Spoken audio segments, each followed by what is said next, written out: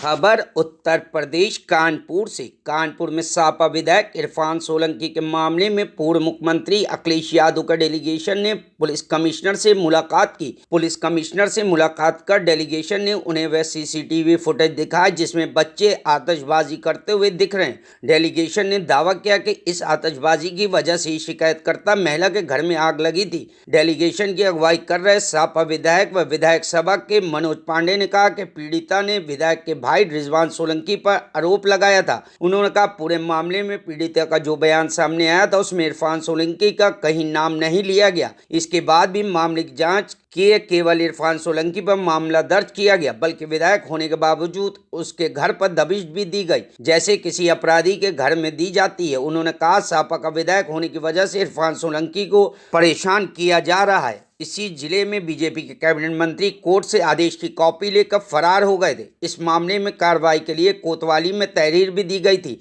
लेकिन मामला तक दर्ज नहीं हुआ। वहीं झूठे मामले में इरफान सोलंकी का नाम आने पर उन पर तत्काल कार्रवाई की गई। उन्होंने कहा पुलिस कमिश्नर ने उन्हें उचित कार्रवाई करने और 3 अफसरों की कमेटी से मामले की जांच कराने का आश्वासन दिया है।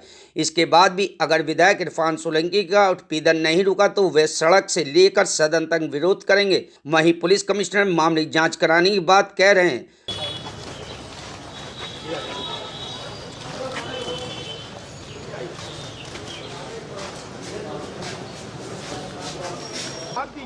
कह दो ऑफिस अब यहाँ हो गया, ऑफिस अब यहाँ हो गया। ये सामने इधर आइए, इधर चलो भैया सब लोग इकट्ठे खड़े हो जाओ, सब एक साथ हो जाइए। अभी भैया हम लोग इलेक्ट्रॉनिक वाले आने लगे तो फिर कैसे आगे आ रहे हो? विधायक जी भी विधायक सब लोग हमने बुला लो, फोन करिए भैया। कहाँ है? आ जाओ भैया, थोड़ा पीछे जाओ। रोहित इधर आओ, सबसे कर रहा 30 भाई।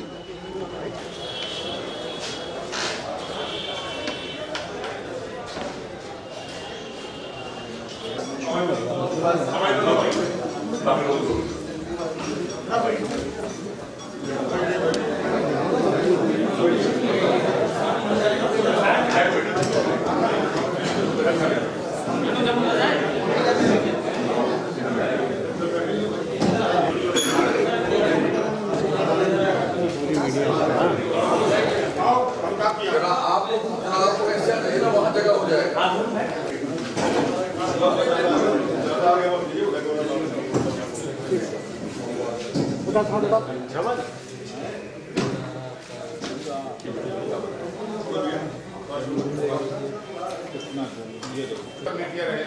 अरे ये कोई तय नहीं करेगा, हम लोग शांत रहो। नहीं तय करेंगे, अगर हमको गोपनीय बात करनी होगी तो क्यों आपके सामने करेंगे? तो सर मैंने कह तो दिया सब सामने। नहीं आपने कहा ना तय आप नहीं करेंगे, हम करेंगे। अपना भाई विधानसभा ही है।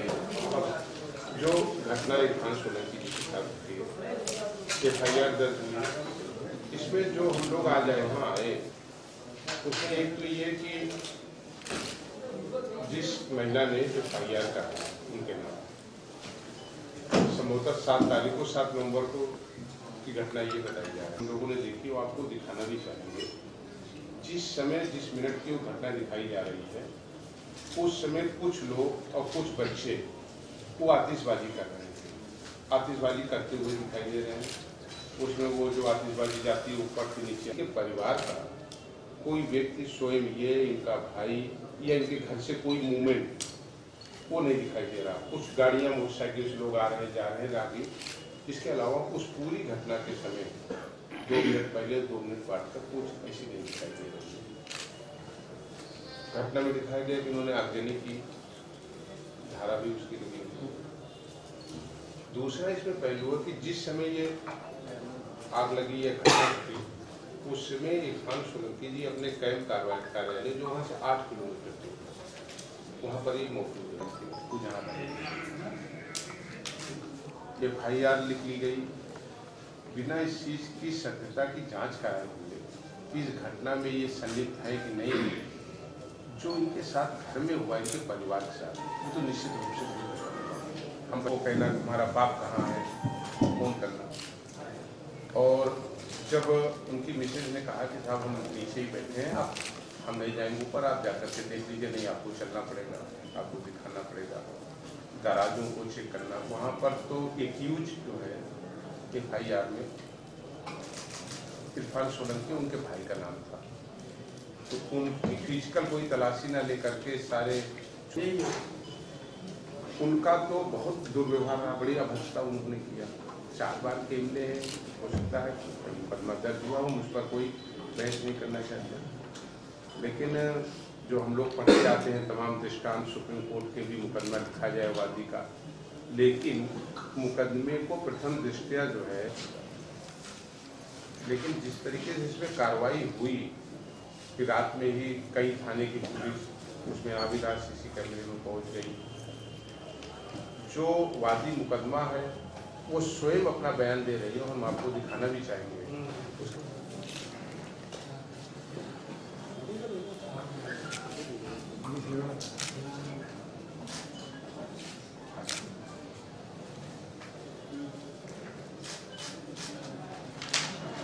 नजारा क्लियर होगा, ये बच्चे अदरबाजी कर रहे हैं, इसी से इनके खतंगे चल रहे हैं, इसी से आप क्लियर देखते हैं।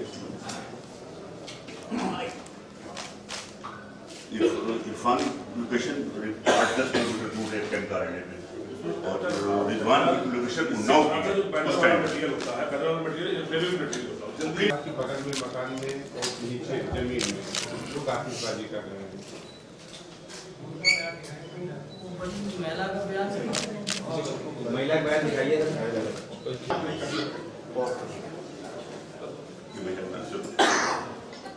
अनुज इधर ये देखिए, एक बार ये 7 तारीख को महिला बोल रही है। कौन है ये भी बता दीजिए, और आगे बढ़ो।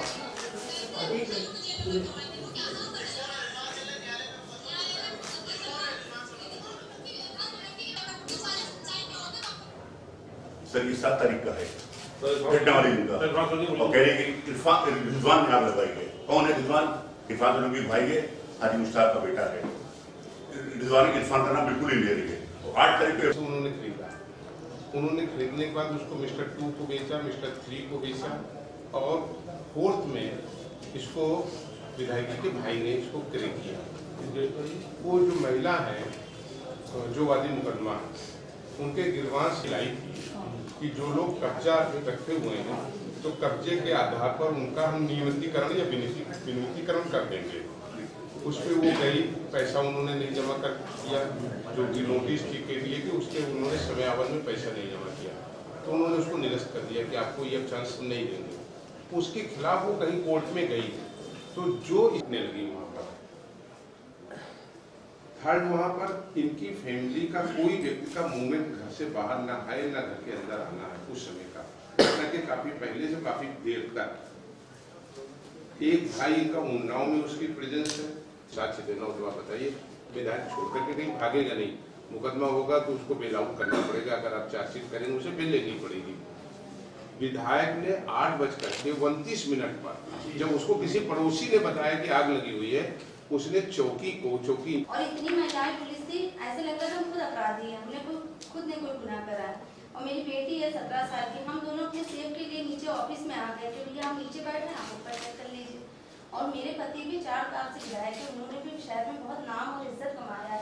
इस तरीके से हम तभी टाइम को उठा रहे हैं, तो ऐसे लग रहा है बहुत बड़े अपराध। अपने अपने बंगले के मालिक है, और जो वो प्लाट है विवादित प्लाट, वो सिर्फ रिजवान सोलंकी का है, तो उसकी जांच आप करा रहे हैं, उसमें रिजवान सोलंकी का कोई लेना देना नहीं है। और शायद महीनों हो गए वो उस मोहल्ले गए भी नहीं, क्योंकि यहाँ चचा का इंतकाल की वजह से और थोड़ा सा सर्दियों की देश में मेरा तो ये मानना है कि सबकी संवैधानिक अधिकार बराबर है और किसी के साथ ऐसा नहीं होना चाहिए। ये विधायिका का बहुत बड़ा है, एक तरीके से बहुत बड़ा इसमें गाड़ी पड़ जाती है। एक सीन सपा का के क्षेत्र हुआ वो खोल नहीं पा रहे हैं, और इरफान सोलंकी घर में कूद के अगर कोई बेटी खाने जा रहा है, जा रहा है, क्या है हमेशा ये मान विधायक जी, देखिए घटना जिस प्रकृति की है, जितना झूठा जितना सच हर कोई जान गया, लेकिन उस FIR में जो विवेचक है वो जाकर के पूछताछ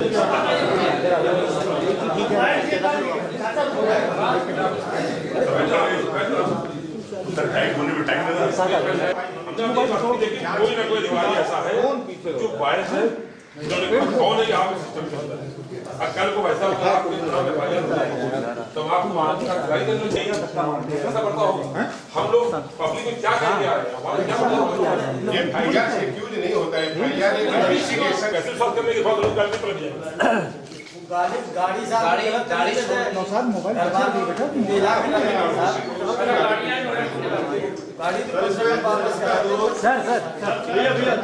सर थोड़ा इधर और 4 दिन हो गए घर से बाहर परेशान हो रहे हैं और इतने बड़े अपराधी तो है नहीं कि हम परिवार से दूर रहें भैया। हम लोग दस्तावेज दे देंगे, हम सब दस्तावेज दे देंगे, कोई दिक्कत नहीं है। हम सब दस्तावेज देंगे, आप चाह तो करें, आप शादी कर दो कि हम दोषी हम दस्तावेज देने खुद आए। हम आपका 8 टीमें बनाओ, आप हमारी डिमांड ये है कि आप जो 12 टीमें हैं समाजवादी पार्टी के 10 विधायकों का प्रतिनिधिमंडल आज जो हमारे यहाँ के विधायक हैं 4 बार से श्री इरफान सोलंकी जी, उनके ऊपर एक मुकदमा 7 नवंबर को दर्ज किया जाता है। उस मुकदमे में इस चीज़ का जिक्र किया गया कि उनके द्वारा एक उनके ही प्लाट के बगल में रह रही किसी महिला के मकान को जलाने की घटना दिखाई गई। हम लोग आए और हम लोगों ने इस घटना के तथ्यों को, इनके तमाम विषयों को हम लोगों ने जानने का प्रयास किया।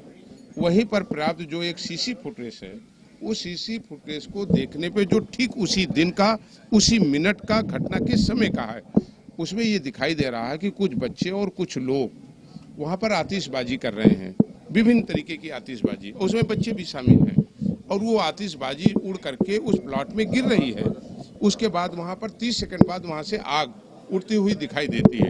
उसी सीसी कैमरे में है कि ना विधायक जी इरफान सोलंकी जी, ना उनके भाई या उनके परिवार का कोई व्यक्ति का कोई मूवमेंट नहीं दिखाई दे रहा उस घटना के आसपास। विधायक जी उस समय अपने कैंप कार्यालय में थे, उनके दूसरे भाई वो जनपद उन्नाव में थे, दोनों लोग घटना के समय वहां पर नहीं थे। इनकी उस महिला से सीधी कोई लड़ाई नहीं है, केडीए से उस महिला का विवाद चल रहा है जो मुकदमा विचाराधीन है। ना ये उसमें वादी है, ना ये उसमें प्रतिवादी हैं। फिर ये आरोप लगाया जाना और रात में 2:30 बजे जब केवल महिलाएं और उनकी एक 17 साल की बच्ची घर पर हो, उसमें इतनी बड़ी संख्या में पुलिस का पहुंचना, अभद्रता करना, महिलाओं के साथ बदसलूकी करना, बेटियों के साथ बदसलूकी करना, मैं समझता हूं कि निश्चित रूप से ये केवल इसलिए किया गया। किसी एक वो कौन सा अधिकारी था जिसने जानबूझ के केवल अपमानित करने के लिए काम किया। हम लोग चुने हुए विधायक हैं, कोई अगर मुकदमा लिखा जाता है और पुलिस का अगर कोई उच्च अधिकारी फोन करता है तो हम स्वयं वहां पे पहुंच जाते हैं अपना बयान दर्ज कराने के लिए, अपना साक्ष्य देने के लिए। लेकिन घटना में जिस तरीके से पुलिस का ये रोल था वो निश्चित रूप से आपत्तिजनक है। निश्चित रूप से न्याय के लिए हमने मांग किया है कमिश्नर साहब से, उन्होंने आश्वासन दिया है।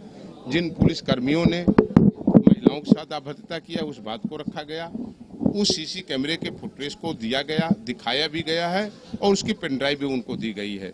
और ये अपेक्षा हम लोग करते हैं कि भारत का संविधान, उसमें एकरूपता है।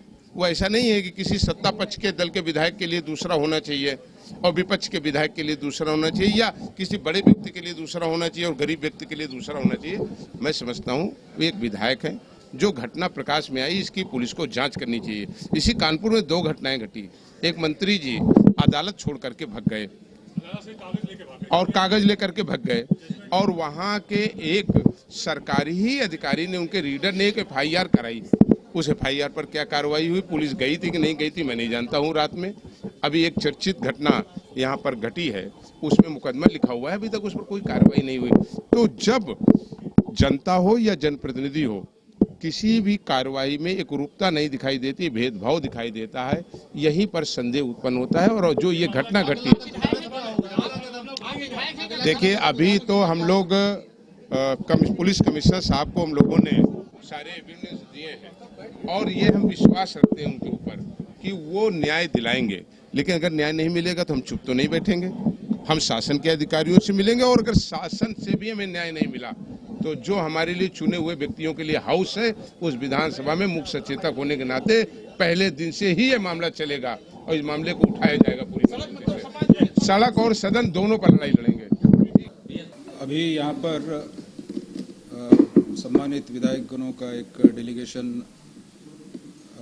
मेरे कार्यालय में आया था।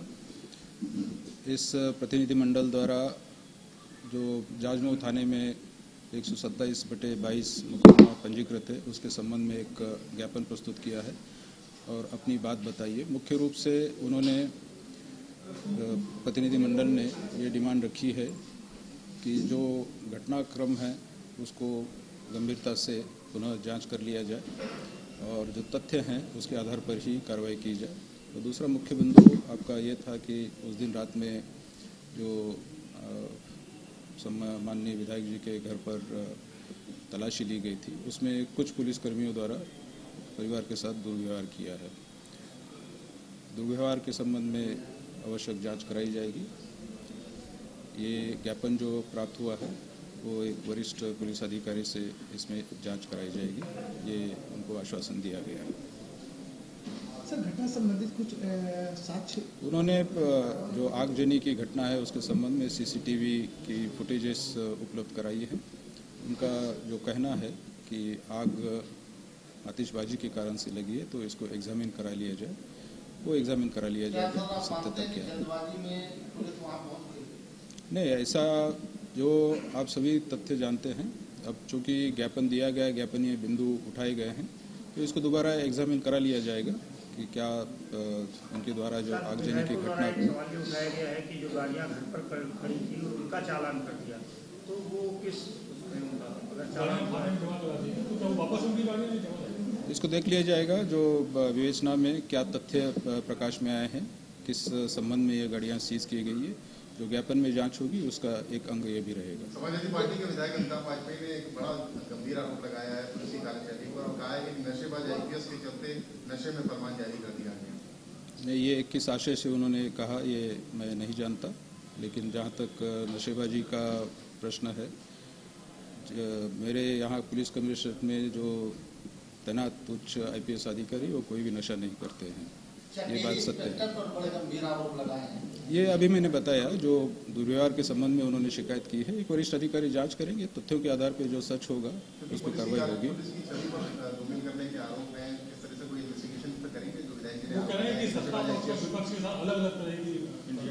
नहीं, पुलिस निष्पक्ष कार्रवाई के ही पक्ष में रहती है। हर मामले में हम निष्पक्ष कार्रवाई ही करते हैं। क्या इस मामले में कोई एसआईटी का गठन किया गया? नहीं, कोई एसआईटी का गठन नहीं है। जो अलग अलग कार्यों के लिए कुछ टीमें लगाई गई है, उसके अलावा विशेष रूप से कोई एसआईटी नहीं है। विवेचना थानाध्यक्ष जाजमऊ ही कर रहे हैं।